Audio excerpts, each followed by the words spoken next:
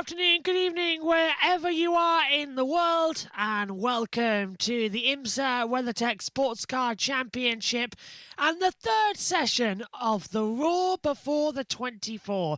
We're at the Daytona International Speedway, and this is all set to go for the third session. Well, the green flag is out and we are underway. A slightly extended third session. This should have only been going on for 1 hour. We have now extended that clock. We'll be going on for 90 minutes in this session, which is a little surprising, but that now means that session 3 from 11:15 till 12:45, that now goes on for 90 minutes. Then we get session 4, that goes on for just an hour. Tonight, session 5 will go on for the scheduled 2 hours as were predicted.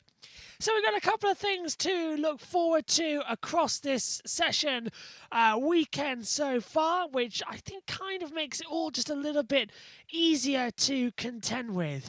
So far, so good between everything as the green light is on, and hopefully we'll get a good session. Just to go through what happened yesterday, it was quite an exciting session as well to begin with, because Porsche set day 1 Raw Before the 24 pace. Cool, crisp conditions greeted the 60 IMSA WeatherTech Sports Car Championship competitors as they took to the Daytona International Speedway road course for the first day of 3 days of testing. And it's the prelude to the 64th running of America's most prestigious endurance sports car race.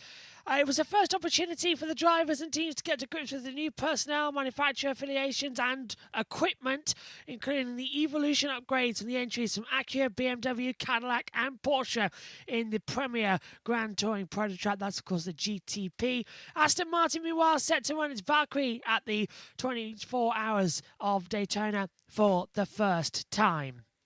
Porsche got out of the gates quickly in the quest to win the 24 Hours for a third consecutive year. Felipe Nasr set the pace in the opening session, lapping the 3.56-mile course that incorporates most of the iconic Daytona Oval in a total of 1 minute 36.327 and a mile per hour of 133.047. And that was in the number 7 Porsche Penske Motorsport Porsche 963. He's sharing, of course, with Julian Andler and Lauren Heinrich. Porsche ran 1-2-3 in the 90-minute morning practice session. Lawrence Van Holt in the factory number 6 Penske Porsche in third place, trailing, of course, from the private number 85 Porsche, fueled by the JTC Miller Motorsports. Both factory cars are running Porsche's latest aerodynamic upgrades, while the JDC Miller car is in the 963's 25 configuration. All three separated by just 0.108 of a second. Porsche Penske Motorsport has rejigged its driver lineup for 2026. Nasr is the only carryover full-timer from Porsche's 2025 GTP Championship winning effort. Van Holt, Andler and Kevin Estre, who is the other full-time driver in the number 6 entry with Van Holt, all transferred from PPM's FIA World Endurance Championship effort. Sheldon van der Linde, fastest in the afternoon session, the number 24 BMW M Hybrid V8, prepared for the WeatherTech Sports Car Championship beginning this year by WRT, BMW's long-time WEC partner. Van der Linde's best lap was a 1:36.742 at 132.746 mile per hour. Porsche again showed strong with the number 85 JDC Miller car, now with Team Van der Helm at the wheel. Second, 1:36.880. Heinrich in third in the number 7, 1:36.908. Van Holt fourth in the number 6, 1:36.982. Cadillac was knocking on the door of the top 3 in both sessions, with Louis Delatraz running 4th fastest, number 40 Cadillac Wayne Taylor Racing V-Series.R. in the morning, and Earl Bamber in the number 31 Cadillac V-Line 5th in the afternoon. Moving further down as well, you get to see the number 60 Acura Meyershank Racing, the ARX-06, failed to post a full flying lap time in the morning, but an unconcerned Tom Blomqvist placed 8th in the afternoon. Then Charles Meleson in the number 11 TTS Racing LMP2, fastest of the day in the Le Mans Prototype 2 class, 138.938, 129.539 mile per hour. Afternoon times for all four classes about 0.2 of a second slower. LMP2 was led by Ben Hanley in the number 2 United Autosports USA. 4 different manufacturers topped the charts in IMSA's Grand Touring Daytona classes, the GTD. The Magnus Racing number 4 T4 GTD class, Aston Martin's Vantage GT3 Evo clocked to 147.304. That's 119.436 mile per hour in the morning for a burst 0.462 second advantage over Dean McDonald in the Team RLL's inaugural run in GTD Pro with the number 59 McLaren 720S GT3 Evo. The number 66 GTD class Ford Mustang GT3, that fielded by Gradient Racing and driven by Corey Lewis, set the afternoon benchmark 147.522. That's 119.194 mile per hour. While Australian Supercars champion Chaz Moscott was quickest in GTD Pro in the 75 Express's number 75 Mercedes AMG GT3. That time was a 147.625, and that was at 119.080 mile per hour. An entry that will also feature IndyCar stars Will Power, who's set to make his first WeatherTech Championship start. He did, however, stop on track in practice 1, bringing out a brief red flag, so it was not the smoothest starts possible.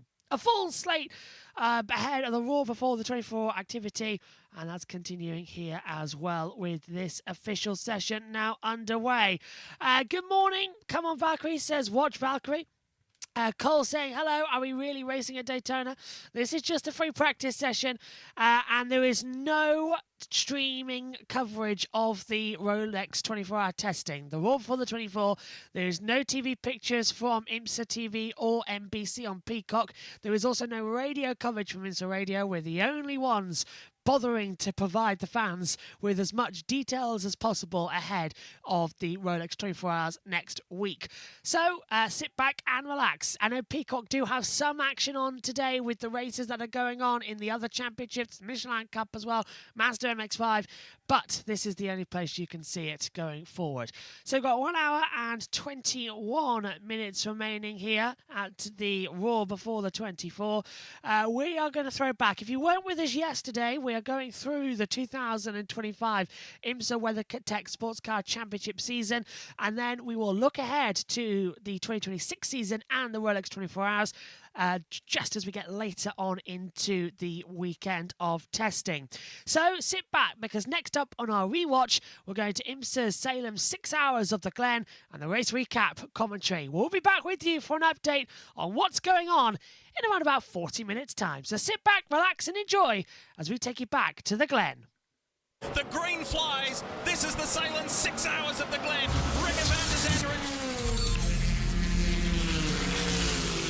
Ringer van der Zande and Jack Aitken in that bright red Cadillac. The 31 machine in second place, down first pole in that car. The championship winning squad at the front of the GTD Pro and GTD Fields. Side by side there, riding that curve on the exit of turn 1. It's going to be one of the areas of the racetrack where track limits will be called. Look up front, Renger van der Zande looking for grip there as they come down into the boot. It looks like the track is super slippery down there as he slows it down.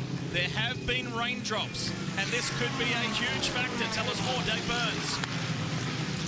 It is very warmly, but yes, raindrops on the speedway. In fact, Nicky Katzberg was told as they were coming to the green, be ready, there's weather in the area. We are surrounded on 3 sides. Yikes, watch out. And there was a lockup by Van der Zande. There's already a car off, the 52 machine. That is Salas. Salas behind the wheel. You suddenly saw Renger van der Zande halt his speed as the cars go side by side. They climb up the hill, out of the boot here on this legendary circuit.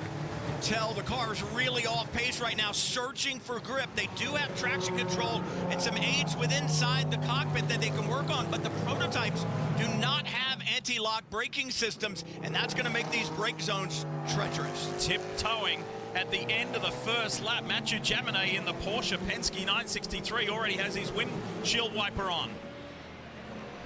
On board here with George Kurtz with the CrowdStrike Racing entry. This is an LMP2 machine. Look up ahead, Salas just a low Slow, lazy spin. There's another car off to the right-hand side as they accelerate off the corner. And this is all exploratory right now. No one knows what this racetrack is like in the damp this year. They haven't been on it yet in the rain, so right now you're learning your way through. I'm not sure I want to be the leader. I might want to be back a little bit so I can let other people go through that. Look at that bright chrome Dex imaging Cadillac. That's Louis Delatraz, center of your screen. Oh, there's a spin. Taylor's off the road. Just arrests it before he gets to the tire barriers. Fortunately, plenty of runoff there through the bus stop. Look at this. Jack Aiken is on the attack. Renger van der Zande gets very proactive in his line. He can't slow the car down. He's off the road. Aiken scrambling for grip. That is an all-pro driver lineup. GTD has a pro and we'll call it a sportsman driver or an AM driver, someone who does not make their living driving race cars. So that's the only difference in those cars. Look at this. Battle for the lead. And while we watch and enjoy this, tell us more, Dave Burns. And that is Renger van der Zande and Jack Aitken going for it. Van der Zande was told and apprised of the conditions, told that rain was coming, and after he went off track, he said, I'll stay out and manage it for now. So hang it in there, but Calvin, this cannot be easy. No, this is where these professional drivers really earn their money in terms of these cars. It's so difficult to drive. Let's take you back and show you how Brazil's Felipe Nasr got to the front. There we see Jack Aiken has gotten around Renger van der Zande. And here's Nasr, third in the picture right now. And he just cuts that car to the inside. He put the power down with combined load, but meaning he's got steering and throttle application at the same time. And the car has given him the grip and he has the confidence.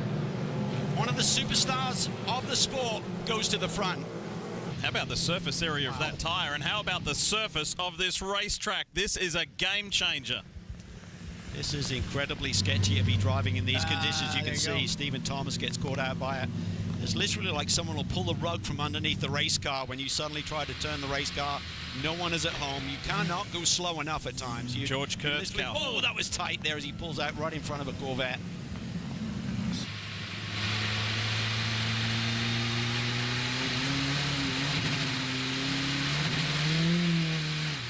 Just like that. Aquaplanes. Tire gets up on the standing water, and you got no control of the race car. He was second in class when that happened, and now George Kurtz in pit lane, and I don't believe the pit lane is open, so this is emergency service because of the damage, and there'll be a penalty for coming into a closed pit. Pits are opened, and there is plenty of activity. Let's go there now. Jack Aiken already in his pit box. The wet tires going on. Issues on the back. They have an issue with the air. They cannot get the car up in the air. Billy Kohler can't get that rain tire on that left rear. It's treacherous down here on pit lane. This is when the crew guys really earn their money. Think about standing there and you're working on a car and somebody else is coming into the stall just behind you. It's easy to lock up these slicks. Even at that low speed in pit lane, it's a challenging place to be, Matt. And they are losing spot after spot as all the GTPs are being serviced and exiting. Issues again with the air. They can't get the right front up in the air enough to get that slick, dry tire off to put the rain tire on. They've lost a lot of track position here. Back to green. I think the real key was, did they use one of those windshield tear-offs during that pit stop? He may be able to survive. If he's got a dirty windshield and no wiper, that could be an issue for him. He's already finding it difficult. Lost a position into turn one there and may lose another one here as they get back up to speed, up through the S's, all on wet weather tires here at the Glen. Oh, big stack up there through turn one on the LMP2 machines. Is slow, accelerating off, and the Mustang has to go to the high side to escape hitting him. That was Toby Lutke in the 18, the Era Motorsport car, the green and blue one. And look at the traffic density here with GTD Pro and GTD. And I think the Pfaff Lamborghini may have got back in front of the Paul Miller BMW.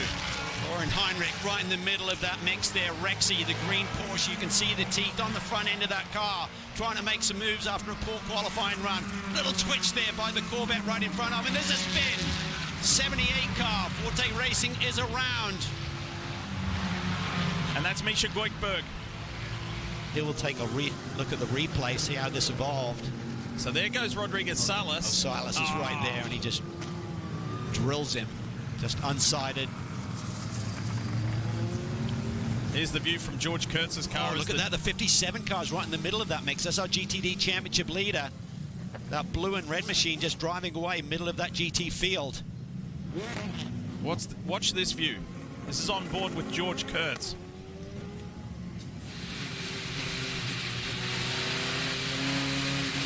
There goes Salas. And right behind him, Stephen Thomas goes head first. Yeah, he was just unsighted. I think when George went to the right of the stranded car, Thomas had nowhere to go and just suddenly saw it and couldn't react in time.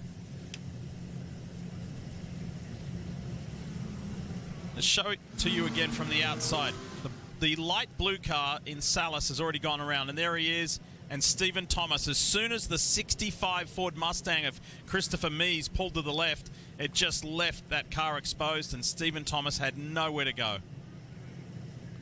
A lot of those cars drove over that debris, so they'll be concerned that there's tire pressure sensors that can give the warning to the driver and the crews that there may be an issue. The bad news, his race is done prematurely. Steven, that was a massive impact, at least what it looked like. Take us through what happened there as the monsoon ensued. We were on rain tires, so I actually thought the grip was pretty decent. And we came through turn 9 and turn. There was a GT car filling up my windshield, like right in front of me. And I guess Rodrigo spun, and when the GT car went left, that's the first time I saw Rodrigo. He was like literally 10 feet in front of me. So I just went straight into him. There was nowhere to go. And it busted the windshield. I don't think we've ever seen that completely happen on an LMP2 car. What was that like? Well, I would say the first thing is when the GT car went left, it looked like Rodrigo was driving at me. And I hit him. I didn't realize the windshield was gone until I started to drive away, and I was feeling the rain, and I was like, oh, I have no windshield, right? So, look, I'm fine. It's just a shame for both Rodrigo and me that that happened in the rain, but not a lot you could do there. Appreciate your time. Stephen Thomas checked and released from the Infield Care Center, Dave. This is a good scrap going on. Louis Delatraz putting immense pressure on the one-time race leader and defending race winner Felipe Nasr in that white, black, and red Porsche 963. Oh, and he tries to come back over on line, but Delatraz had filled that slot. He's going to go side by side. He forces him off. They touch again. He's into the sideboards as well as the BMW right behind him. Tries to take advantage. That's Sheldon Vanderlinde, the South African driver behind the wheel of the BMW. He gets sideways off that turn, up on the strip, and catches it nicely. Debris in multiple areas of the track. Here's one front and center. Speaking of Mercedes power, the Korthoff Mercedes kind of stopped on track, and we're back racing. Green flag flies here at the Glen. Let's get to it, and it's Renger van der Zande who leads. Big and on the commitment by inside, Nasr. Felipe Nasr and Dries Vanthoor. That was really tight there. Nasr thought he saw a gap, locked up as he tried to turn into the corner with the combined load. Just misses the BMW, and they continue. What He a is sound. feeling it, Lee. He is feeling it, Nasr, and now he's got his teammate Germany right behind him. Third and fourth cars in line of the two Porsche Penske machines. How good is that Lamborghini going as well? That red, green, and white car right there at the hands of Romain Grosjean. Right behind him, you have that Valkyrie, that Aston Martin shrill of that V12 engine. Right there, Roman DeAngelis, the Canadian, behind the wheel. Ricky Taylor is the next in line. Colin Brown has got by Neil Jani. He hangs in there. This is a really swift opening lap. Back to racing on slick tires. The track drying.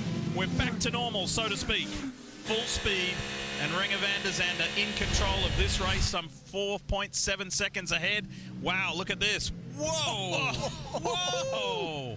What a save. Does he grab it before he hits the guardrail? I think he got away with it. Have a listen. Right on board with him. Just wide there, he downshifts, tries to slow down the car and arrest the speed. Jack Aitken take a bow. Max Verstappen-esque. Incredible stuff. That was rally driving in a GTP prototype. Talk about getting airtime literally on the network and also at the racetrack. Just pushed off of that second left-hand apex a little bit, could not keep it on the track, and coming back over the apex curve there, that last right-hand apex, just launched that car, I would think, I might be a little concerned about the under tray. That was a big hit when he came over the backside of the... Somebody who might need to cool off is Sandy Mitchell. This is an unfortunate situation in the Pfaff Lamborghini. Yeah, he sped off the road here, and the problem is with the amount of rain that we had, this grass means he will not be able to change direction of the race car. Gets in here a little bit deep, just missed it. Then you can see he's got zero ability to change direction with that race car. So a little bit of a lock up there. These cars do have ABS. I'm not sure if there was a technical issue with the car that caused this. However, we still remain under this 4th full course caution. There's some debris being cleaned up, and also the Pfaff Lamborghini. And just due to pit stop cycle, there is a new overall race leader, and it is former F1 and former IndyCar driver Romain Grosjean in the Lamborghini. And talking about pit stops, a tremendous race off pit road between the BMW of Dries Vanthoor and Kaku Ota, taking over from Renger van der Zande in the race leader 93, that Acura that has dominated this race thus far. That was good. That was close, Brian. Yeah, it was good stuff. And there's a protocol. You see the 7 sneak out in front of the 60 at the bottom of the shot. There is a pit lane protocol. If you come out and there is overlap with a car in the fast lane, that far left lane, you must go behind him. So we saw that with the BMW in the 93. But tell you what, for Ota, what kind of pressure is on his shoulders right now? Welcome back to the series. And oh, by the way, we won the last time out and we're in the lead right now. So here, you go have fun. Yeah, but you know, we still got a long way to go, and we've got a fast car and we've got fast drivers, so I think we'll be okay. Well, if he needs to cool off, he certainly knows where that cool water dunk tank is back by the hull. We're back to green. That's exactly right, Matt. We are back to green, and Romain Grosjean and the Lamborghini from Squadra Corsa leads the way. How good does that sound? This is a car and team that debuted last year at the Mobil 1 12 Hours of Sebring. Hasn't done every race. It's been a little bit of a patchwork appearance, but this has been this car and this team's best representation yet since starting to compete in IMSA WeatherTech competition. Let's go back to GTD Pro, and it is on big time. Between the Lexus, the Porsche, and the Fords are in there as well. It's on big time between the entire field, I think. Look at that Mustang right up behind the Porsche as they head into the inner loop. The team that has been so consistent this year is the number 3 Corvette. And you ride on board right now with Antonio Garcia. They've done a great job sitting second in the GTD Pro Championship right now, but they are winless. They would love to find one here at Watkins Glen. He and Alexander Sims have been the model of consistency, but they've yet to find that top step.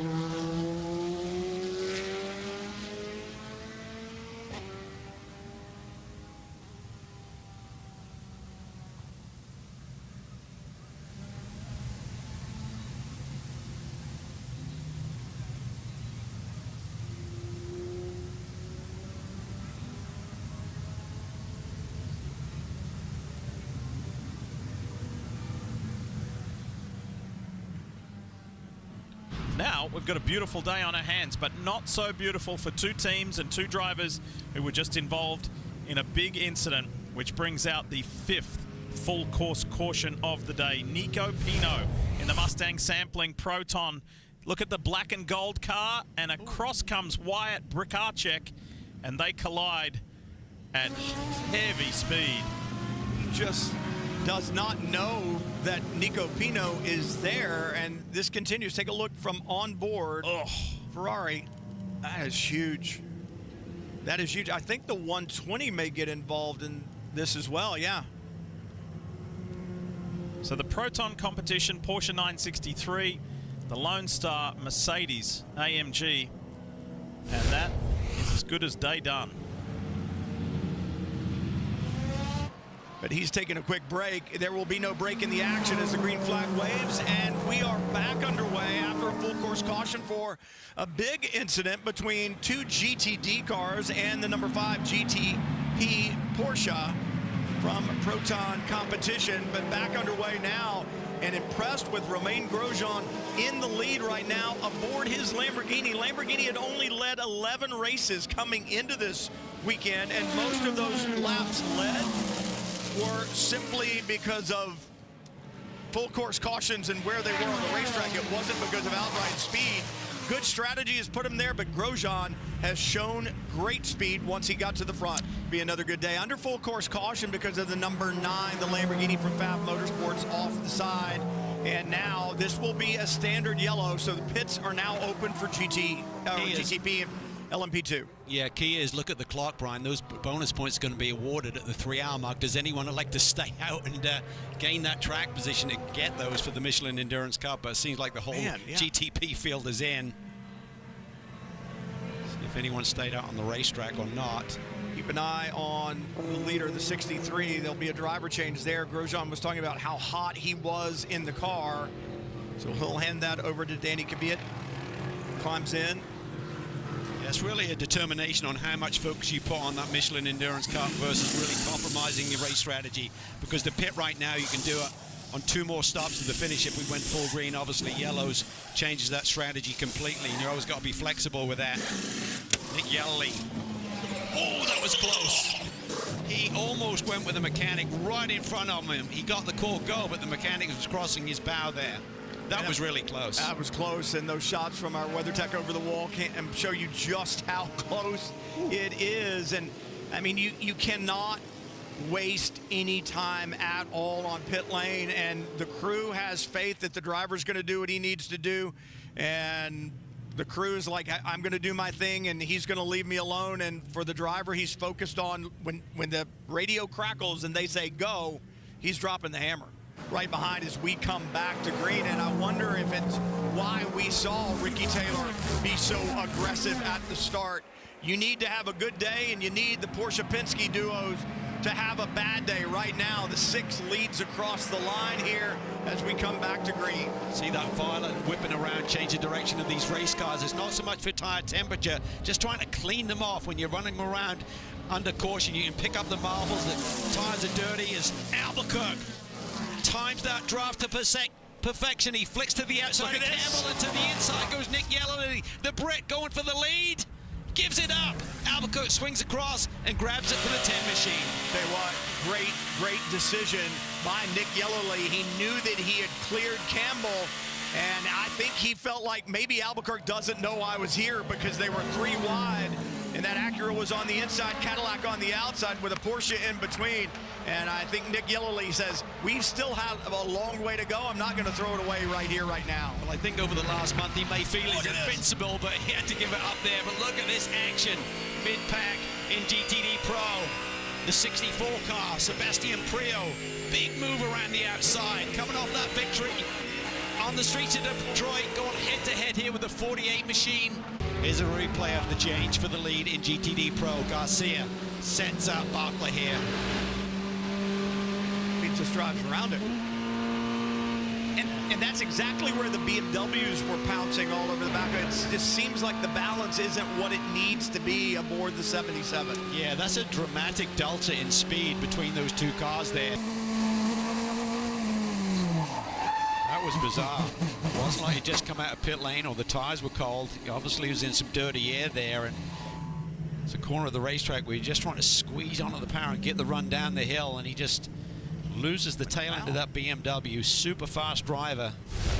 So much success with BMW, winning a couple of DTM championships along the way of his career. But that is one heavily injured BMW hybrid machine. Full course caution. That is going to be our 8th of the day. Tight there, nearly running over the top of Albuquerque on pit entry. Now his stop theoretically should be, if they do a full energy fill, he may be stationary a little bit longer. Matty, you're waiting for them. And they reminded him of that. They also mentioned to him about possible debris on pit lane from that BMW as both Cadillacs of Albuquerque and Taylor hit pit lane. Meanwhile, on board with that 93, Nick Yellowly. And go ahead and put on those Michelins and packing full of VP Racing fuel. You saw Wayne Taylor overlooking pit lane from his perch, would so love to score a trophy and get back into victory lane. They feel like they've gained some momentum this weekend with that VOP change. Another tear off the windshield of Yellowly. The door is shut, still waiting. It's going to be a while yet, waiting on that fuel. As the cars are starting to go ahead and pull off pit lane. And there you see it, Matty. The 40 car leapfrogs around the 93 just because Yellowly had burned a little bit more energy on that previous stint. 60 gets out in front of the 24. That was the other way when they came into the pit lane. So 60 picks up a position. So he was having a solid day as the 85 squad really struggled with the race car all weekend long. Did. To Earl Bamber, the green flag looks good. When you're leading, it always looks good as you come around that final corner for the restart. Another team with a Cadillac in the stable, and we talked about this. The Cadillacs have found their pace here at Watkins Glen. And big hit. The Van der Steur Racing Aston Martin. Valentine back from Le Mans, one of 60 drivers that are competing in this race here today who have performed the double over the last couple of weeks. Very talented race car driver, and turn 6 is a corner that will certainly eat cars, but a lot of times you have to have some help, and I'm looking at where the contact is with the wall in the corner, and I wonder if he didn't have a little bit of help in a battle on the way in there that got him to the wall. He's in it very directly, almost perpendicular to the wall, a head-on kind of impact there, and typically when you see that, the problem starts well early in the corner. And Roman, thanks so much, Brian. We are back to green. Indeed we are, and it is the Cadillac of Earl Bamber who is in the lead across the line. Just behind him, the 7 of Nick Tandy. Be interesting to see how quickly Philippe Albuquerque can go to work in the Cadillac, and I didn't even get the words out of my mouth before he pounces. This didn't take long, did it? Wow. And I think this is really an indicator of that big balance of performance change that we saw prior to Detroit. Look at that Porsche just being absolutely swarmed by initially the Cadillacs and an Acura as well in one straightaway. And Caution's full course out caution. again. Uh-oh. It's one of the Porsches. Uh-oh. It's the 7. It's the 7, the championship leader, Nick Tandy. That car is crunched. Look at the left front wheel. Big impact. Obviously, the nose is gone. The tail section is gone. Huge There it is in the impact there. background. Oh, my goodness. Looks to me like he may have gotten up on the curb and came back around to driver's right, made impact with the wall, driver's right. Was someone else involved, or was that on his own? Calvin brought it up hours and hours ago, right at the top of the NBC broadcast, that there has been a sea change in this championship, and that started at Detroit with an end to the Porsche Penske Motorsport winning. This is a dramatic change now with the championship leader. The car is just torn apart. Well, and I said this earlier as well when Calvin and I were talking about season running out. Let's take a look and see what happens. Top of the screen, way to the back. Paint, yep, gets up on the curb, boom. Huge hit. Have a listen to this. We go on board with Nick Tandy.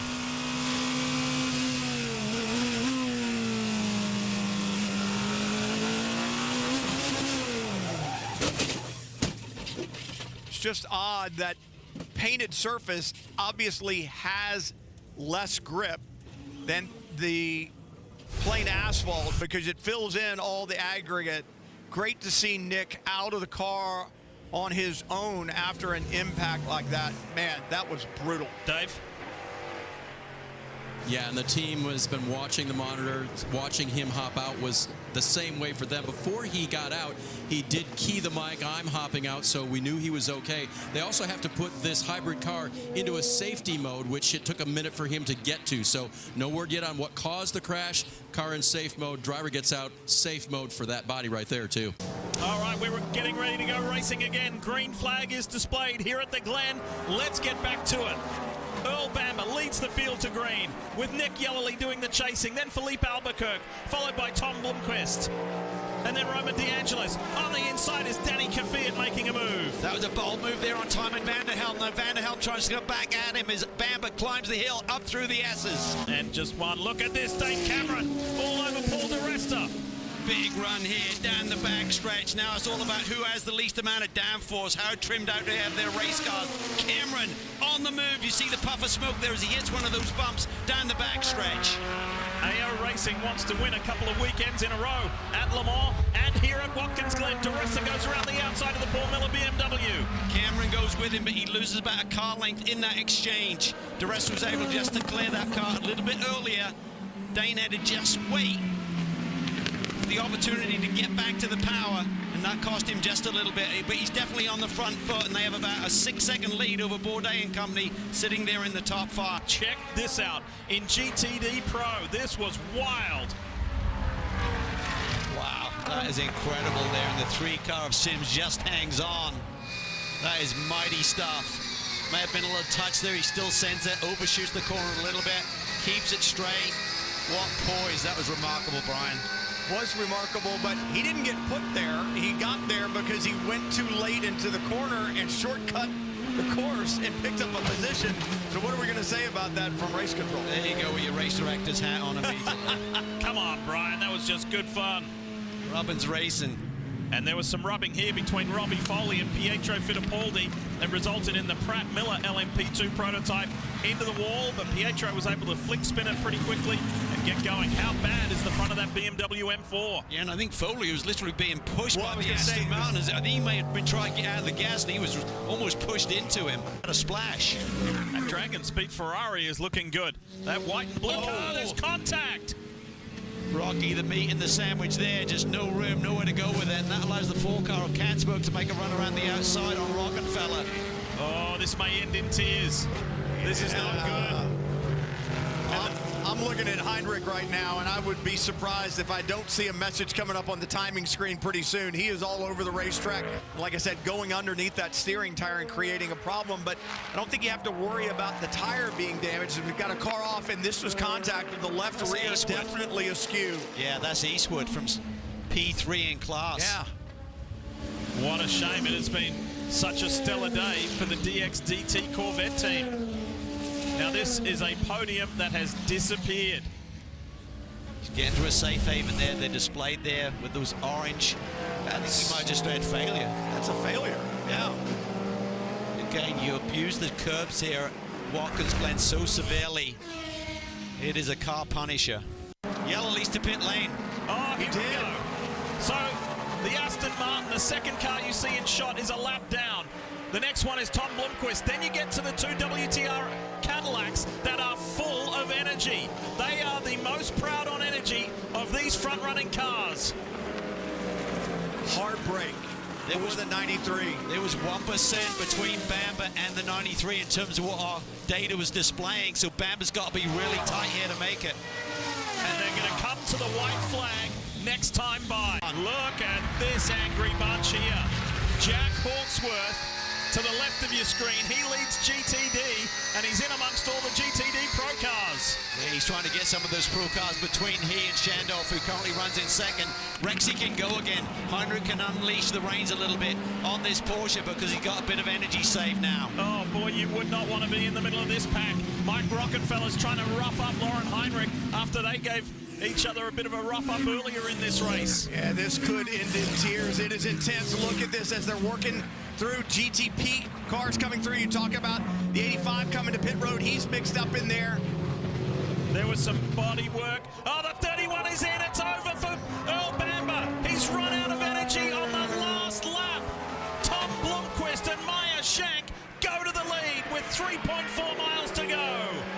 4%. He should be good. It's down to 3%. And here comes Louis Delatraz. It was 5% when he started that last lap. If you do the math, he should be able to make it. But how hard can he press? Because the Cadillacs behind him are going to be wide open. 1.8 seconds to the Dex Imaging Cadillac. Can Tom Blomqvist hang on? Here's Delatraz storming home. Remember, this car was the first to pit last. 2% for Blomqvist. He's halfway through the lap. It was 4 at the line. It's now 2. It should be okay for a dramatic win. And to Cal's point, back-to-back for Maya Shank in successive races, but the 2 different cars. Yeah, you could see Blomqvist, he didn't attack his teammate, and by doing that, he got a little bit more energy save than Yellerly did by trying to chase after Bamber. And that has come his way with this late race caution, and not everyone having to come. He's got to make it to the top of the hill. He does. 2 more corners to go. It's relatively flat. 1%. It's down to 1% energy. Turn 10. Turn 11 waiting. Talk about squeezing every ounce out. Tom Blomqvist and Colin Brown. Maya Shank Racing wins the Salem 6 Hours of the Glen. With 1% energy, Jack Hawksworth is out of gas. That's crazy. He's showing 10%. What is going on? Did he not pick up those last few ounces? Paul DeResta and United Autosport, they win in LMP2. What a thriller that was, with Dane Cameron and Malte Jakobsen. And then in GTD Pro, it's Dan Harper and Paul Miller Racing. They rebound from a tough Detroit to succeed at Watkins Glen. What happened to Jack Hawksworth? It's crazy. Data is showing that he had fuel on board, Lee. Tom Gamble and the heart of racing, Aston Martin does it again to continue their amazing run here at the Glen. But with virtually nothing left in the tank, Maya Shank wins, and Acura on top, the Triassi Ferrari in the wall, and heartbreak for the Lexus. Stopped on the final lap. That's crazy, and he's just plummeting down the order. The timing and scoring is still changing as we even sit here to not take advantage of the drama for the championship leaders, the number 57 Winwood Racing Mercedes. Looked like there's going to be a huge point swing, and it all goes away in the final lap of the race.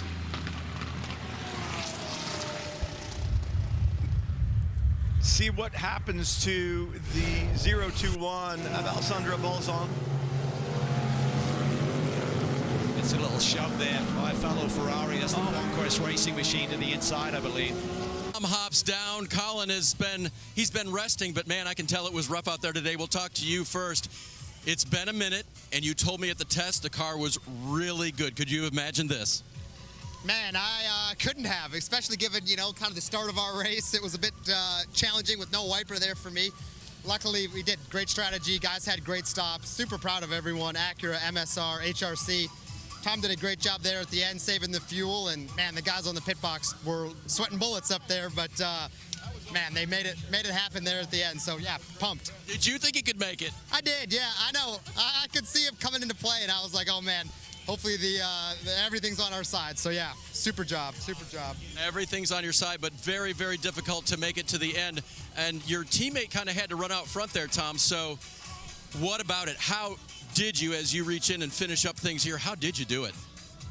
I mean, the guys gave me a target, and we were able to execute, I mean, the car came alive there. I knew we just needed a bit of kind of space. We were able to capitalize on a couple of restarts. The guys did a great strategy, and yeah, the pace was there to be able to hit those really big fuel targets, and that's what enabled me to go to the end and the others not. So really proud of the effort of everyone. It was an up and down race for us. We had a few mistakes there at the beginning, but we made the most of it there at the end. So I'm so happy for the guys. It's been a really tough year. We haven't really had what we believe we deserve. So yeah, I'm happy for Colin, I'm happy for our crew, the Skisti guys. They work super hard. So yeah, this is for them. And for the organization, right? 2 in a row. Renger making the move at Detroit, and now this. Yeah, fantastic. I mean, the guys have really stepped it up. you know, we're just getting better and better every race. So hopefully, yeah, more to come. The 6 hours at the Glen belongs to Acura and Meyershank Racing. Tom Bloomquist brings it to the checkers. Yeah, get something. Get a Coke, get some water, get whatever, because a hot, humid day and then that thriller of a finish. So, as the BMW results, the unofficial results roll through at the bottom of your screen, let's take a look at the provisional driver standings. It was a tough day for Nick Tandy and Felipe Nasr, but maybe a little bit of damage control, the way that that all played out, just 12 the difference. They lose the lead to their teammates, but the margin is still pretty close. Yeah, I think the biggest concern for all of the Porsches right now is their pace. I mean, with that BOP change, which was massive before Detroit, they're just not really in the fight, so to speak, for the victory. The Cadillacs look quick. Certainly the Acuras on the back of back-to-back wins obviously have potential to go to Road America and do the same thing. Yeah, but I still keep looking at it and I go, Porsche Penske is still in control of this championship. And for everybody who's doing battle with them, they're going to have to keep fighting just like they did for the rest of the season, or those two are going to own it. Let's continue the celebrations. Let's go back, and here's Matt Yoakum with GTD Pro. And the celebration continues down here in the BMW camp. Everyone coming by and congratulating Dan First, your first IMSA WeatherTech win, and you do it at a special place, and it's a crown jewel event. What's this mean to you? Yeah, it's amazing, and it's the same for my teammate Max. And to be fair, I was the one that made it hard for us today with the penalty early on for crossing the red light. So to be honest, at that moment, I thought I'd sort of blown it a bit, and I knew we had the pace in the car to win today. So yeah, Max did a great job to bring us back up the order. The team made some great calls and strategy in the pit stops at the right time. And I was just put back in to make it all up at the end. So, no, it was good. Great result, and so happy to get the win for Paul Miller Racing. Total team effort. What was the chaos like? How would you describe that today? Yeah, you know, we were obviously then on the back foot, so I was trying to make up places. Some were a bit easier to pass than others, but got our way into P1, honestly, with great pit stops, great fuel strategy. So, yeah, and then handed over the car back to Dan to bring it home. The two young guys, they pull it off big time. First wins here at the Glen. Great work from the Paul Miller duo, and we show you some more points here after the halfway point now of the season. And GTD Pro, it's 62 the margin between the Corvette duo of Antonio Garcia, Alexander Sims. They're on top now, ahead of Barkler and Heinrich. Yeah, 4 podiums, still yet to see victory lane, but they got the points lead, Brian. Well, that's what we were talking about at the beginning of the program, the consistency that Garcia and Sims have shown in that Corvette. Yeah, they want to win a race, and I think you're going to have to by the end of the season, but that consistency and the problems for the 77 today, enough to give them the points lead for now, but we've got a long way to go in GTD Pro. Aston Martin, and in particular Heart of Racing, have a very good history here. And that continues today with victory in GT Daytona. Tell us more, Chris. Well, what a fight to the finish in GTD. What looked like a second-place finish for the Heart of Racing. Suddenly, the seas parted for Tom Gamble as the Lexus ran out of fuel or had an issue, and suddenly you guys are in victory lane. Describe the chaos of that last restart and when you knew you had it. Yeah, I mean, emotions was all over the place. I went into turn 1, I thought I just completely lost the car.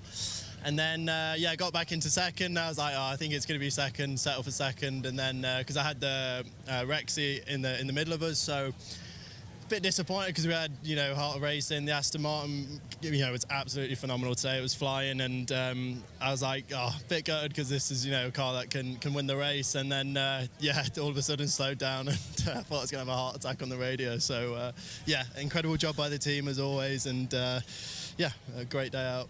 Casper Stevenson, another first-time winner here at Watkins Glen. Describe your day, the heat, everything you had to battle. It just seemed like it all came together. It did. I'm so grateful for my teammates. Yeah, we just kept climbing in the last hour, and I can't believe it went green on the last lap, but thank God it did. And yeah, I'm chuffed. Zachary Robichon, I remember last week you secured pole at Le Mans, didn't come up with a podium. Is today redemption for you in this team? Yeah, definitely. I was a little bit skeptical when we had pole, and I was like, oh no, this didn't work last week. So I was really hoping that we could have a clean race, and I knew if we would have a clean race, we could fight at the front, and proven. Obviously, I feel really bad for the number 12 guys. You know, kind of, I feel that pain. So just want to say great job to them. But it is really nice for us, and you got to be good to be lucky, and we definitely got a bit lucky today. The Aston Martin lucky today in Watkins Glen, victorious for the Heart of Racing, their fourth win at Watkins Glen. All right, that makes us look at the updated points in GTD. And although it was a rough day for the 57 crew, they still stand on top. They do. If Hawksworth had got it to the line, they'd have been top of the table, but they're still in this championship in a big way, but bit of disappointment for Lexus. Well, and we always say racing is full of ifs, right? I mean, that's why you race to the checker flag. You never give up. And for the 27 squad, they did what they needed to do, but really impressed again with Windward Racing. They had the problems, they had the damage, they got the car repaired, got it back out there, they scored some points. And when others have a bad day, and you do too, you got to collect as many as you can. That's exactly what they did. They still lead. Welcome back to live coverage of the WeatherTech Sports Car Championship. Raw before the 24. We're live here on JB Motorsports for the third session. Now, we do have an extended session. This was supposed to be just an hour in length.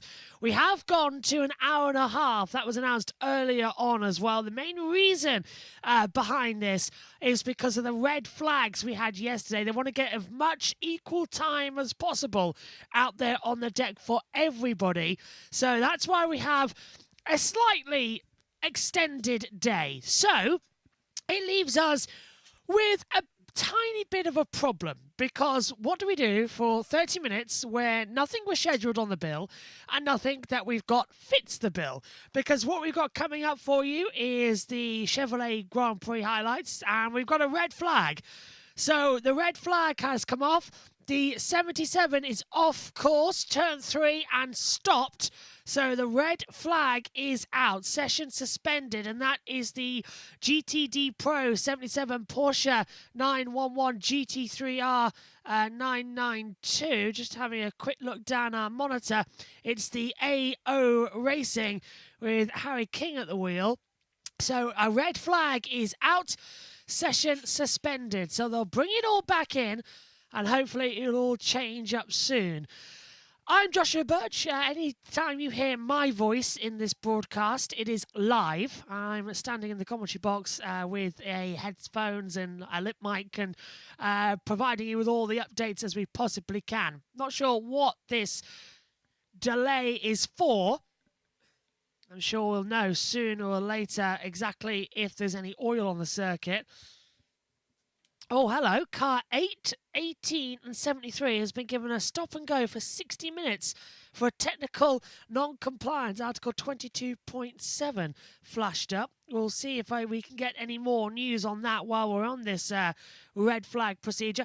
It's unusual to see an hour stop and go on the board as well. Usually they are a bit more lenient in a practice session, especially coming into a test. So what on earth is going on there? I'm not sure. So let's have a look and see what is going to happen sooner or later. Oh, for God's sake. Hello again, my friend in that comment. And just easy thing to get a instant ban coming through. I know exactly. Just quick. Well, you can't hear me now anyway, so that's never mind. Either way, looking good and looking strong with... How can I be copywriting when I'm talking myself? Come on, Thomas. Same old, if anybody saw that in the comments as well, it's just a, how do you describe it nicely? What's that word I'm looking for? Troll, that's it, who's been around for a couple of years with many a different YouTube accounts. Get a life. Anyway, so we've got that stop-go penalty for non-compliance. That's what I'm trying to locate for you right now. It is due to issues with the OK. I see AO Racing. It's Rexy, of course. Rexy stopped at turn 3, and that's why the red flag has come out for a stoppage. At the moment, leaders in class coming up. That is, we've got a green flag now, so the session has resumed. Cars will be able to get back out into the circuit. So GTP, Lawrence Van Horth leading the way for Porsche Penske Motorsport on a 1:36.549. And then in LMP2, it is the number 11 TDS Racing on top, 1:40.159. GTD being led by the number 16 Myers Riley Motorsport, 1:47.453.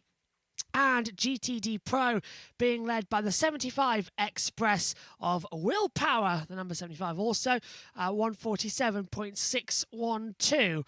Quite a surprise that, again, it looks like the GTD cars, especially the Miles Riley Motorsports, are faster than the factory teams, of course, in the GTD Pro category. Interesting. Okay, right.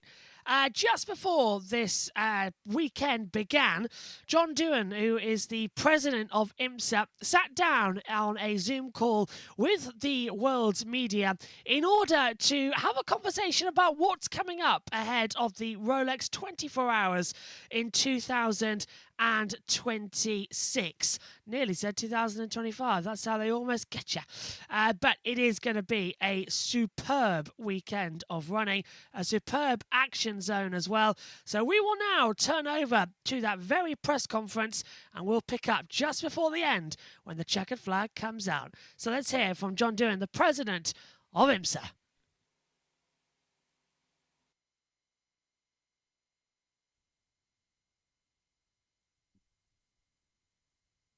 Hi. Great. How are you? I'm great. Can you hear me okay? We can. Awesome. We'll just give a moment to see, have everybody join. Awesome.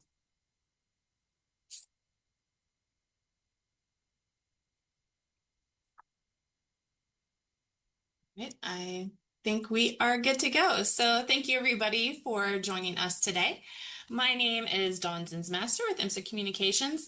Yesterday, we released the entry list for the 64th Rolex 24 at Daytona. Today, we have IMSA President John Doohan joining us. Before I turn it over for questions, John, do you want to talk about our looking ahead to the new season and the 5th straight year of starting with a full field? Absolutely. Thank you, Dawn, and thanks for joining those who were able to do so today.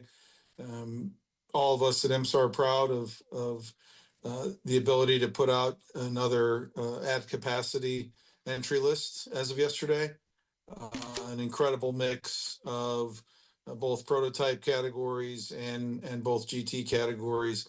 You know, as I said at the end of Motul Petit Le Mans, we're so grateful for all of you and the stories you tell around the sport. It has been fast and furious since the checkered flag fell at Michelin Raceway Road Atlanta, with all the announcements coming out about teams, about drivers, about new entries or new entrants. And so I felt a lot of momentum from the day that we left, there in October at Michelin Raceway for what the WeatherTech Sports Car Championship has in store for it again in 26. So, this race has always been about bringing the best of the best from around the world. And I think when you look down the entry list from the top sports car drivers in the world to IndyCar drivers coming over to Formula One talent, ex-Formula One talent, potential NASCAR drivers joining us. I think across the board, we have a ton to be proud of as a sport. And again, grateful for everybody who's telling the stories, but fortunate to have, manufacturers return, McLaren, of course, and GT, and, some new teams and team faces in both categories. Manti, of course, is world-renowned team on the GT side. So many of our foundational teams that have been with us for a while. So really proud of where we are.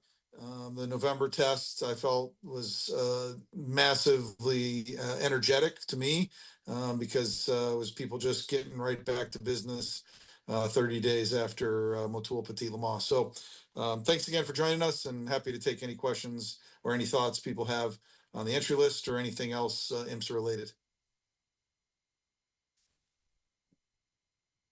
If you have a question, go ahead and use the raise hand function or type it into the chat box, and we will start with Joey Barnes. Hey, thank you. I've got quite a few here. I guess just first and foremost, to start off on a positive note, John, I don't know if you want to put your president hat on or your fan hat on, but you've got 61 entries, obviously. What's for you? What's maybe the most intriguing aspect of this field going into the Rolex? Well, first of all, it's great to see you again. It's been a little bit. Great to see your face, and thanks for joining. I think the level of competition is at a level maybe that I've never seen before. I've been going to IMSA races since I was 9 years old, and when you look at the driving talent, the team talent, the engineering talent, what the manufacturers have done across their customer programs, and of course across their, you can call it factory endorsed programs. The competition level in IMSA is at an all-time high. And in my office, I list off, and it's a bit of fan in me, but I list off all the races on my whiteboard, in every category across from the WeatherTech Championship to Michelin Pilot to VP Racing Sports Car Challenge. And I just go down the list of manufacturers and who's had the chance to win a race or be on the podium. And when you look at that picture at the end of the season, it is so so special that everybody at some point stood on the podium. I think in 2025, all manufacturers at some point stood on the top step, except maybe one. So the fan in me, you said it, is super excited about keeping the momentum going. And we made some strategic decisions, back in 21, 22, obviously convergence in 2020. But, the GT3 platform has proven, not just in IMSA, but around the world to be a really, really special piece for the manufacturers to participate in. Same with GT4, same with TCR. And so we're continuing to be in this moment. I think the business model for the manufacturers is stable relative to customer racing. And we just want to continue to provide this awesome stage. I didn't think you would talk specifics about like maybe a particular manufacturer or a particular driver in a new place or anything like that. Is there anything that y'all have been thinking about from maybe a fan experience perspective that might be a little bit different going into this year's Rolex compared to years past? First of all, great question. I think one of the things I'm most proud of is that, every general admission ticket gets people access to the grid walk, to the paddock, to the autograph session, and things like that. And that is something that is incredibly important to us and won't change. I think the more that we can do pre-race events, like the IMSA 24 premiere at One Daytona, the Sebring Transporter Parade. We did every single event this past year, had some sort of a pre-event fan festival, call it. And Emily Nash has done an incredible job with all of our promoters, and that will continue. And I think when we're able to bring the product, once people get to the racetrack, the experience, of course, I'm biased, is one of a kind where they have that kind of access. But the more that we can bring the product, bring the drivers, bring the race teams into a town square, into a local park, wherever it's held, you'll see more of that continue. And I also think the ability to let fans a bit behind the scenes when it comes to our social and digital strategy. Doug O'Donnell, Rob Hunt, Sam, Pete, everybody on that team, Nate and Dawn, from a media perspective, the more that we can, as a community, as a sport, you all included, can give people a bit of a behind the scenes, that is going to continue to have engagement and attract new audience. And so our loyal fans, of course, we're so grateful for them. And I think they can be a catalyst as well in bringing in the new generation of fan. Awesome. And I've just got two more tough questions, not so fun questions, and I'll get out of here. The first one is, obviously we know NASCAR owns IMSA. We know that NASCAR is in an interesting situation right now legally. Has any of that impacted IMSA in any way? First of all, IMSA is a sister company to NASCAR. We're proud of that association. Obviously, can't speak to anything related to the litigation, and we're focused on celebrating what we accomplished in 25 and trying to surpass and beat all the records, attendance, and racing that we had in 26. We're going to keep our head down and keep focused on that. Awesome. And then just lastly, we've seen where in the past we saw NASCAR go the route of the charter system. We've seen IndyCar now go the route of the charter system. And this is mostly for my education because, you know, I'm still trying to learn a lot about IMSA. One, has there ever been thought of a charter system in IMSA? And then why or why not would that not, why would it or why would it not work? The short answer is no. Second is we have such a wide variety of participant from, you know, independent teams to call it manufacturer-based factory endorsed programs. So really difficult to have a model like that with the variety of participants we have. We're going to continue to provide what we believe is a value equation for the independent teams as well as all the manufacturers to compete. And I think at its core value, when IMSA was founded, sometimes I sound like a broken record in this, but you know, Bill France Sr., John Bishop, Peggy Bishop, they established this to allow that huge variety of teams to go racing. And so you and I could start a race team. We could work with a manufacturer to get their support to our independent program, or if we had enough experience and they felt like we could represent their brand enough, we could be a factory endorsed program. So I think we have such a nice variety, and all of those teams should be able to compete and come with a very detailed balance of performance program, and be able to compete for a win. And that's our goal every single year, every single event, is that everybody's got a chance. And actually, I'll just hit it head on. I think we had a great manufacturer meeting in Daytona shortly before the November test with all the manufacturers around the table, and the topic was BOP. And it's a challenging topic, but it's, I think, a necessary topic for the variety of cars and platforms that we have racing. And, you know, every manufacturer, to a woman, to a man, has said, you know, we need BOP. You need to save us from ourselves relative to making sure there's a balance. And they don't want a spending war to start, because over the years we've seen this in our sport where, you know, if there are no rules, the spending goes crazy and programs end. And so with good style and with good professionalism and with a good process, BOP is a necessary part of what we do, and we'll keep doing our best at it. Awesome. Well, appreciate all that, and congrats on the Max Grid, and hope to see you in Daytona. Same here, and you have a blessed holiday with your family and loved ones.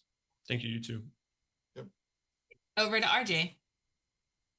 Hi, John. Just want to recall when Connor Zilisch came to test the Cadillac in November. What does that say about, you know, the interest that IMSA maintains in the off season, that you have dozens of the NASCAR and full-time sports car media converging almost like a mob around, you know, an evaluation test for a driver like that? Yeah. Good to see you, RJ. It excites me in a number of fronts. And again, I don't want to sound like a broken record, but the true spirit of when the first Daytona Continental took place at the Daytona International Speedway was the best talent from around the world coming, drivers, cars, teams, you name it, manufacturers. And, you know, where we continue to be with the star power that's coming once again to the Rolex 24. I'm super excited, and you know, the fan in me does start coming out. I think one of the things in my previous life at Mazda was a driver development program that my teammates and I there were able to develop, giving, you know, young talent from karting all the way up to the IMSA championships the opportunity to grow. And when you look at IMSA, whether it's the Whelen MX-5 Cup, Porsche Carrera Cup North America, Ford Mustang Challenge, Lamborghini Super Trofeo, Ferrari Challenge, and then get into the multi-class racing with the VP series, with Michelin Pilot, and then ultimately WeatherTech. You've got this ladder system that allows drivers. And I met with Jim and Connor Zilich at VIR a few years ago with my dear friend Mark Coughlin, and they talked about, hey, what should we do next?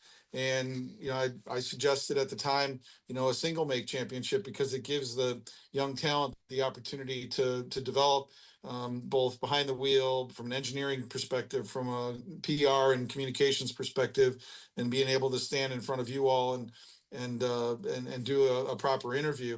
And so Connor would be a great example of a young talent that has achieved that. Clearly, what he accomplished in the Xfinity Series, soon to be the O'Reilly Series this year, was remarkable. But you look at how he carries himself as a human when he does interviews, when he performs on track. It's just a real. It's a wonderful thing to watch, and you see over the years drivers like that. But you look at the grid, you look at the 61 cars that are currently on there, and look at, column B, if you will, drivers and nationality, and go back and where they came from. And it warms my heart to see, names like Robbie Foley and Patrick Gallagher that I got the chance to work with early in their careers. Leilou Wadu, what she's done in her growth in the sport. The Mustang Challenge has produced, and Jensen Altman is a perfect example. Joey Hand and I got to meet each other back in the Formula Mazda days. So Connor is one example. And I think when we get to Daytona, I'll call it the media frenzy is going to be strong the entire time that we're there. Let's talk about parts of the 61 car grid. Was it an easy process for you to figure out which of these teams that can really only commit to one race, if not maybe one or two? Was that an easy process, picking which of these teams should fill out our grid for Daytona alongside all the teams that committed to a full season or an Endurance Cup campaign? Yeah, I will say it's not an easy decision.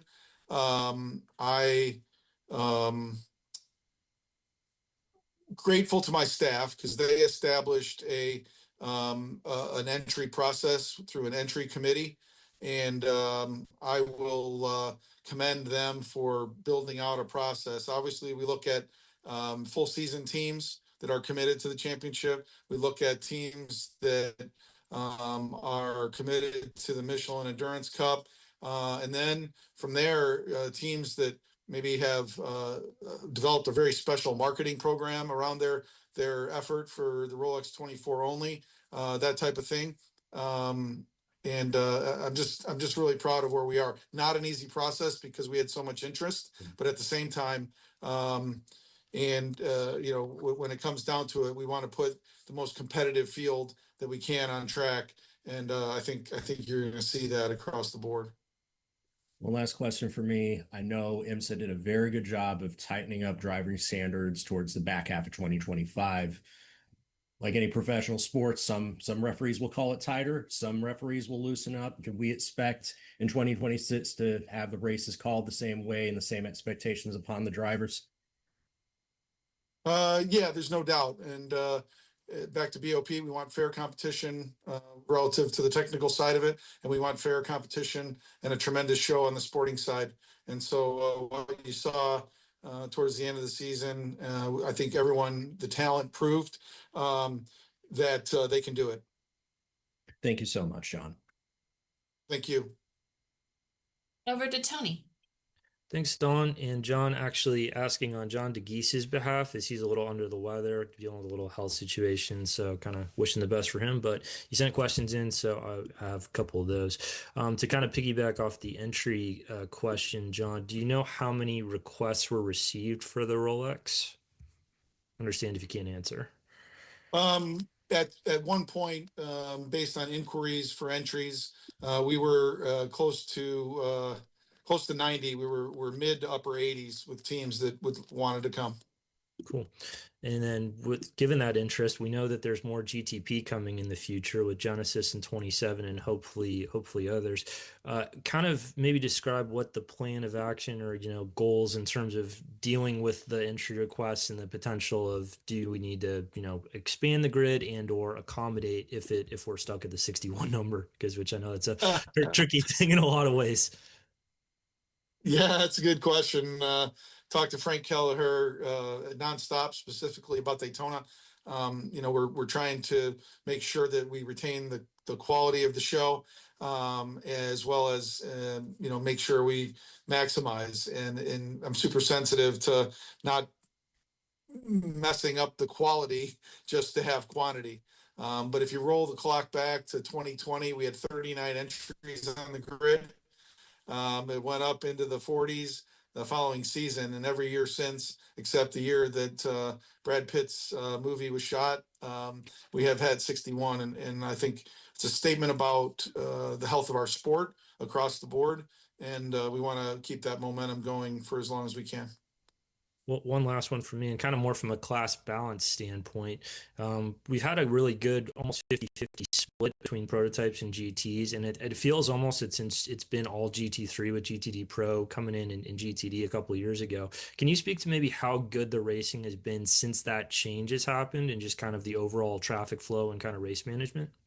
Yeah, obviously, with 4 classes at most events, especially the Endurance Cup races, it's challenging with any sort of a full course yellow where, you've got to do, wave arounds, you got to do cycling, prototypes and GTs through the pit cycle.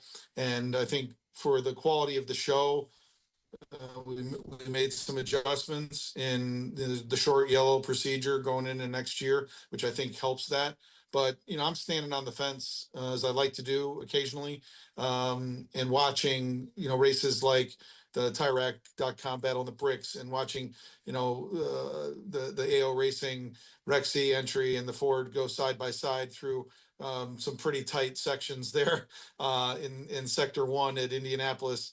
And the same goes for what we saw at Motul Petit Le Mans, what we saw at VIR. The racing is insane. And I stand there with my, hand on my head or my eyes covered because it's so good. It makes my hair stand up, and we want to keep delivering that kind of product in 26 and beyond. Cool. Thanks so much, Sean. Appreciate it. You bet. Over to Laura. Hello, John. Nice to meet you. My name is Laura. Hey, Laura. I'm from a website from Brazil. Thank you. And with Porsche exit from the World Endurance Championship after 2025, part of the European audience may shift its full attention to IMSA. So do you believe this movement could lead more manufacturers to treat IMSA as their primary endurance program? Well, we don't want to see any programs end in any form of motorsport. We're obviously honored that Porsche Penske Motorsport decided to stay in the WeatherTech Sports Car Championship. My hope is that we continue to grow the audience globally. The YouTube broadcasts have really energized, I believe, fans around the world to be able to tune into IMSA flag to flag outside the U.S. at no cost. When you bring drivers like Mr. Barrichello into the paddock, I think that's going to be a really nice boost. I think Mr. Nasser has done an incredible job representing his country and in our sport. And, one of the things that means so much to me at all of our events, but specifically in the first horseshoe at Daytona. And if you've never been, take a peek at some photos. But in that first horseshoe, the international horseshoe, we have the flags representing the countries of all the drivers on the grid. And for me, that's a statement about what the race was all about from day one and what it continues to be. And that's the best of the best from around the world. And them coming to the U.S. and no matter what language they speak, what country they're from, this is a place to showcase their talent. And when we go there, we're speaking the same passion for endurance sports car racing. Yeah, and is IMSA interested in bringing new races to different locations within the United States, or even considering a race outside the country, as has been discussed previously? This is our strategy currently, North America, including Canada, so US and Canada, based on our partnership with the ACO. That's where we're going to stay focused for now, but we'll continue to watch the sport evolve over time, and you never know. Yeah, great to know. And my last one is about the GTP class. Has consistently reached 10 or 11 cars on the grid. So are there plans to expand the number or even create incentives for new manufacturers to join? Well, we're a bit maximized relative to the actual total grid. I think, right now between the 3 owned and operated series, the WeatherTech Championship, the Michelin Pilot Challenge, and VP, we have 18 manufacturers. We certainly welcome the manufacturers in the top category, whether that is a Ferrari, a Toyota, a Peugeot. Of course, Genesis, Ford, and McLaren are coming into the top category. So ultimately, it's their announcement to make.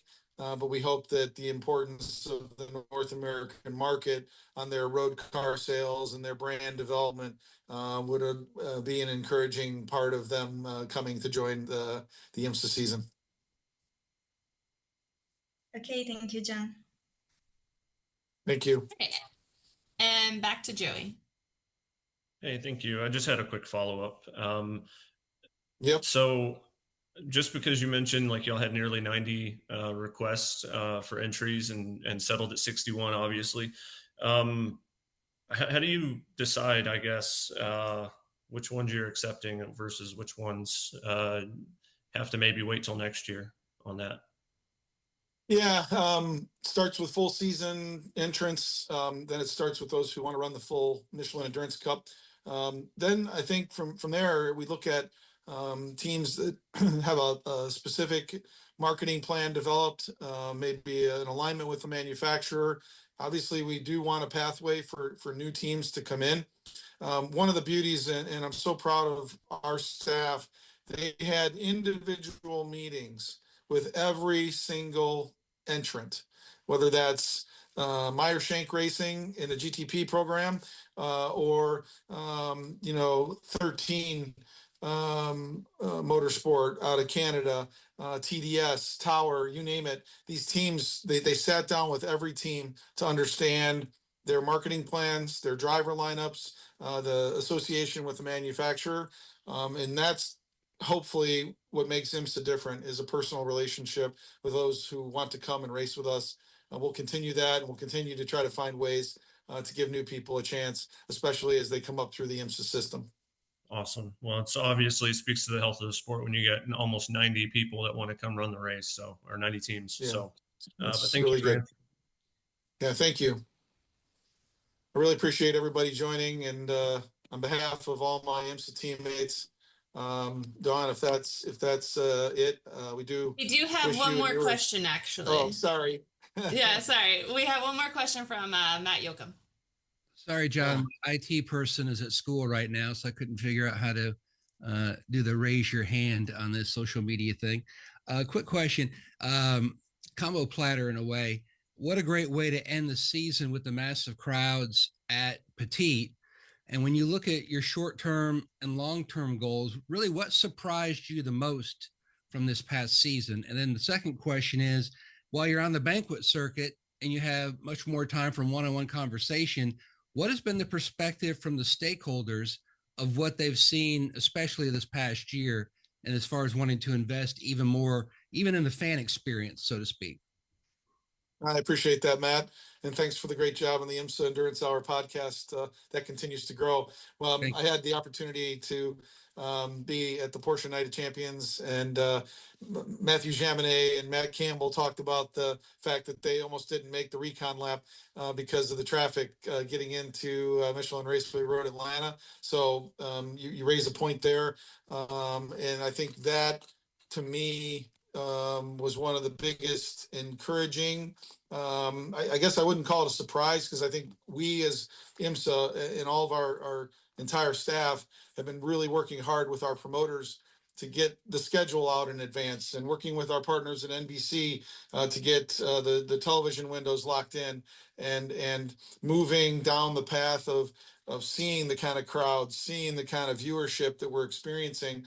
And so, I've encouraged all of us to continue to put in the effort, like we're not winning, like we're not succeeding. And I think when you do that, you're driving yourself to continue to be better and better. And the stakeholders are aligned. We had a terrific marketing work group meeting last week. We're going to get the teams together in January to talk about how we as a collective, and every person on this call right now, can continue to develop the storylines, continue to develop the fan base, and continue to be able to announce a 27 schedule as early as possible, so that we can get ticket renewals for the promoters in line, so that fans know when the races are coming, they know when to tune in, and they know how to watch and help IMSA grow. All right, and I think we are heading over to our last question from Jonathan Ingram.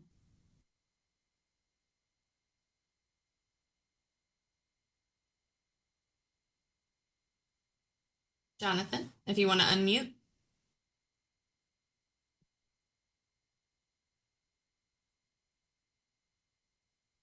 Sorry, I'm like Matt. I'm having trouble with this online social media thing. Yeah, sorry to be joining late. I had a minor family emergency, but glad to be here. Glad to see you, John. Thank you. Good to see you, Jonathan. Yeah, Genesis Magma Racing has joined the WEC this year. McLaren and Ford. I'm following up on Laura's question, actually. So 2027 Ford and McLaren are scheduled for the WEC. I know you mentioned it's their announcement to make, but do you expect to see Ford and McLaren joining Genesis at Daytona in 2028? Well, we're certainly hopeful. We are in constant communication with all of our manufacturer partners, including Genesis, and we've had terrific meetings with them. Same goes for Ford, and what Ford has done across all platforms of the sport is remarkable. So definitely hope so. And certainly congratulated Zach Brown and the whole McLaren family on their championships over the past weekend that they put finally in the books. So we'll see. I'm certainly hopeful, but certainly can't predict, but we definitely are hopeful. Okay, thanks. And follow-up question. Everybody's going to be using the wind shear tunnel for testing of the aero, which puts everybody kind of in the same ballpark, let's say. Do you think that might encourage LMH teams to come and race in the U.S., Daytona or Sebring? Hope so. Yeah. Okay? Great question. I hope so. Obviously, we have a very tight aero performance box with the LMDH technical regulations. Having all of the cars go through the same exact process at wind shear is critical to making sure everybody can perform, in that same tight window. I hope so. We, again, have ongoing communication with all the manufacturers. The welcome mat is out, and we hope that they come knock on the door. Okay, thanks, John. Thank you. And that's the end of the press conference that took part last week as we get ready for the IMSA WeatherTech Sports Car Championship 24 Hours of Daytona, the season opener. Red flag is out once again. Car number 123 is off track and off track and stopped. So that is going to be the GTD Mulner Motorsports with Mulsal at the wheel. It's a 1:48.533, the best time. Red flag is out, and the session has actually stopped and will not be resumed. It came out with 2 minutes to go, so the checkered flag is out. Session is over. So what we're going to do with this time is, because we've been setting up our 2026 OBS file for this championship, is we're going to say hello and pop up into the commentary box. Hello, everybody. This is... I'm Rush Butch. Hello. Proving to you that we are live throughout this entire broadcast. So that was an extended 90-minute session, which we basically got the half an hour back that we sort of lost across the red flag duos of the last few days. The good news is that we now return to a normal schedule. So later on this evening, we've got our fourth session. That's at 8 o'clock. 8 to 10, I should say, UK time, if you want to be technical about it. That's coming up at 3 o'clock over there, I believe, if I'm not very much mistaken, 5 hours backwards. Then we'll have a 2-hour break after that, and then we'll be back for another 2-hour session. So we've got 3 hours coming up for the remainder of today. Tomorrow, a 1-hour session followed by another 90-minute session. That's what's coming up across it. But ending this session is the Porsche Penske Motorsport number 6 with Kevin Estre at the wheel, 136.549. LMP2 being led by the number 11 TDS Racing on the 141.159. Further down, GTD being led by the number 16 Myers Riley Motorsport, 147.459. Interesting enough, by the way, that the 343 LMP2, its best lap time has been deleted and is still apparently somewhere on the circuit, so we'll see why that is. Not coming into the pit lane just yet. And the GTD Pro Will Power 75 Express, 147.612. So that's the overall best times that have come in from that session. Just taking a look down with the confirmed red flag nature, you can see that a couple of cars still yet to come into the pit lane. So that's it for this session. We will be back in a couple of hours time. If you're watching us on YouTube, you'll be automatically redirected ahead of our next stream in a couple of hours so that you can set your reminders and join it as well. All of today's streams are set up on JB Motorsports for you to enjoy. So that's the state of play. The checker flag is out with a red flag, and the end of the third session for this one here. It is the 2026 WeatherTech Sports Car Championship for IMSA, and it's the Raw before the 24. We'll be back for session 4 in a couple of hours' time. Go and have some food. 2 hours. Join us then. Bye-bye.